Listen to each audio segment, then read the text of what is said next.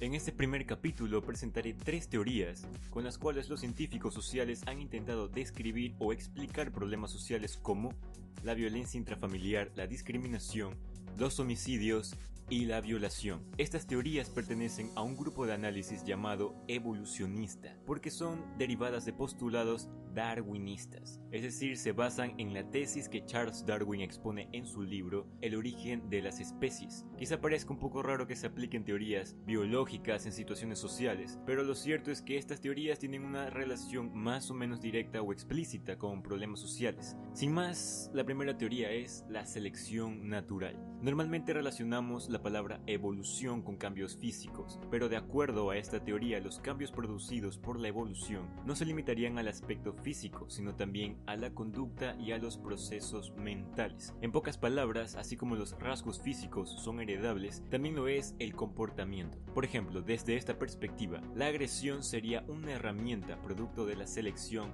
natural que ha perdurado debido a su utilidad en la resolución de ciertos problemas como el defender la propia vida y a los descendientes, facilitar el acceso a hembras o machos para el apareamiento y lograr posiciones de mayor estatus en un grupo. En la actualidad, esos problemas se manifestarían en las guerras por recursos como el petróleo, las luchas entre miembros de una pandilla para decidir quién es el jefe, o peleas entre adolescentes para determinar quién se queda con la chica. Esa teoría también ofrece explicaciones sobre elementos tan diferentes como el homicidio, el amor y la discriminación. Sobre el primero expone que es una manifestación de comportamientos relacionados a ciertos mecanismos psicológicos, como la búsqueda de la propia seguridad, estatus, etc., que son el resultado de la selección natural y se dan circunstancias en que la persona percibe que los beneficios de cometer homicidio son mayores que las represalias. Por ejemplo, digamos que Pablo Escobar le ofrece a un adolescente que pertenece a una familia con problemas económicos 10 millones de pesos si asesina a un policía. Además, le dice que le facilitará las cosas, de manera que tendrá la posibilidad de salir impune de su delito. Entonces tenemos que la respuesta natural de violencia del adolescente frente a una situación que pone en riesgo a su familia lo llevaría a aceptar la propuesta de Pablo Escobar, además de que según las circunstancias no parece que saldría perjudicado. En el caso del amor se explica que es un proceso evolutivo que tiene como propósito maximizar la estabilidad de una pareja para permitir el correcto desarrollo de la descendencia, es decir, una vida en pareja prolongada contribuiría a que los hijos se desarrollen en un ambiente estable. Y en lo que respecta a la discriminación, se establece que se origina en nuestra tendencia a identificar los rasgos de otras personas que los distinguen como amenazas en potencia. Por ejemplo, el tamaño o la fuerza de una persona puede ser interpretado como riesgo de agresión, la suciedad y signos de enfermedad en cambio como riesgo para la salud, etc.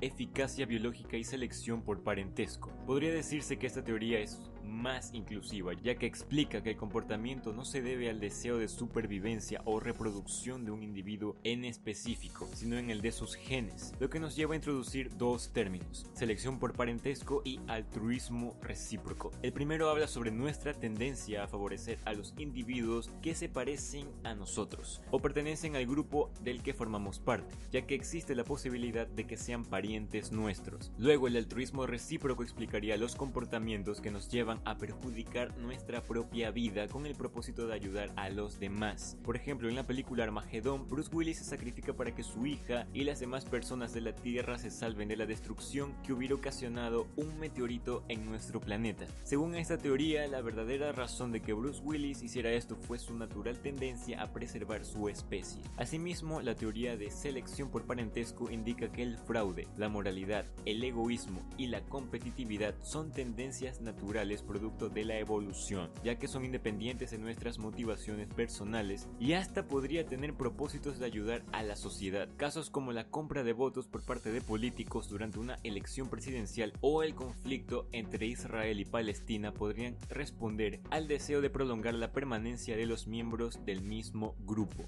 Inversión parental. Esta teoría establece una marcada diferencia entre los sexos en base a estrategias para maximizar las posibilidades de reproducción reproducción de cada uno. Por un lado explica que las hembras tienden a seleccionar una pareja óptima para tener crías y cuidar de ellas por 3 razones. Primera, sus óvulos son escasos. Segunda, las hembras invierten mucho más que los machos en la gestación y el cuidado de las crías. Y tercero, tardan un tiempo relativamente largo en volver a ser fértiles. En resumen, las hembras se enfocan en la calidad en lugar de la cantidad. Por otro lado, los machos maximizan sus posibilidades de reproducción copulando el mayor número de veces y con la mayor cantidad de hembras posible. Es decir, los machos se enfocan en la cantidad en lugar de la calidad. Esta tendencia ayudaría a explicar el infanticidio por parte de los machos de diversas especies contra crías que no son propias. Y además, hablando ahora de humanos, explicaría primero el efecto Cenicienta, que hace referencia a las relaciones conflictivas entre padrastros e hijastros. Segundo, una mayor tendencia a la promiscuidad por parte de los varones. Y tercero, una mayor predisposición del hombre a la violación. Con respecto a la violación, se ha propuesto que cuanto mayor sea la calidad reproductiva de la hembra, más vulnerable será a la violación, mientras que cuanto mayor sea la del macho, menor será su necesidad de recurrir a esta respuesta.